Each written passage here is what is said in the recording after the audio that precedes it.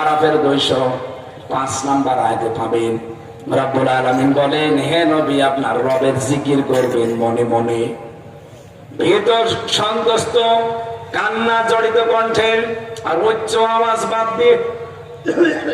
তাহলে জিকির যদি ইবাদত হিসাবে কেউ করে, কয়টা পদ্ধতি পেলাম? আরো জোরে।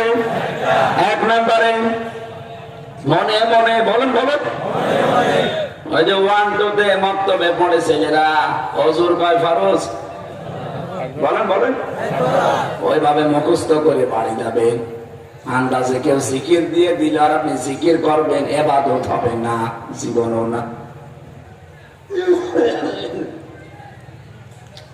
জিকির ইবাদত এটা করা লাগবে অবশ্যই। রাসূলের জীবনে এরকম কিছু ছিল, আল্লাহ নিজে শেখাচ্ছেন, আপনি মনে মনে করবেন।